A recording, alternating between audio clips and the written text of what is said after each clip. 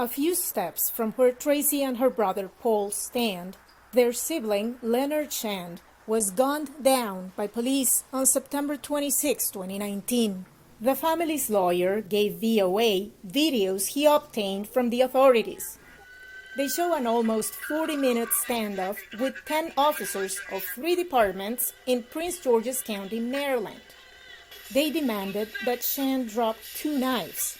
Shand's family says police used excessive force and inflamed the scenario that ultimately led to his shooting death. They killed him before the crisis intervention showed up. He didn't trust cops, so it would have made an absolute difference. And you got to remember, he wasn't hostile all the time. He got hostile when they tried to hit him with the vehicle. He got hostile when they tried to kick him in his back. In the United States, the justice system handles cases of alleged police brutality as criminal or civil matters, sometimes both. Because it is the police who investigate crimes, there's an automatic conflict of interest. The victim's family is able to bring civil charges to that officer, against that officer, relating to any types of victimization that individual and their family member suffered. Now, with regards to criminal charges, that has to be brought on by the government. The controversy is that prosecutors are so used to working with law enforcement. They depend on law enforcement to provide them with that evidence. Then there is transparency. In Maryland and most states, a grand jury, that's a panel of ordinary citizens, reviews the evidence from police and prosecutors to decide if cops should be charged. The problem with the grand jury is it is secret.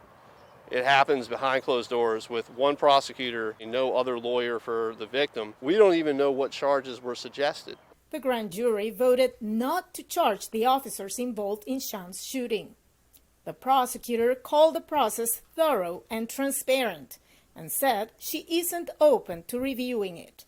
The use of force expert looked at every single angle, reviewed every piece of video footage, reviewed every witness statement, and applied the law. The Fraternal Order of Police Union has pushed back on the nationwide drive to reopen cases, including Shand's. I guess I would just be fearful that you could reopen and keep cases open indefinitely until you got the answer that you wanted to get. And that's not how our justice system works.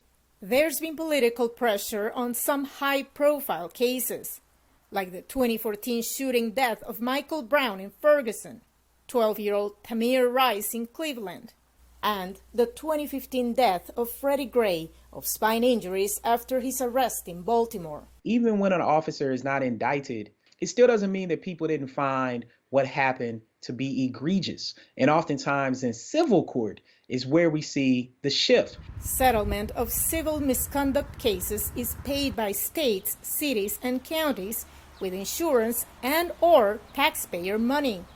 What's called, quote, qualified immunity, unquote, shields individual officers from personal financial responsibility for actions on duty.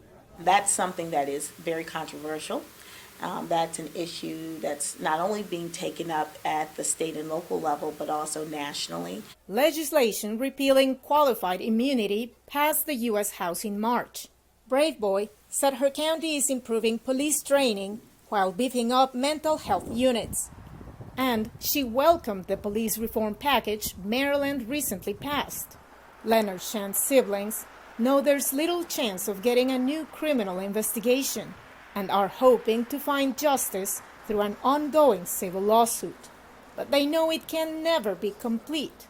Money, if they get any, won't bring Leonard back.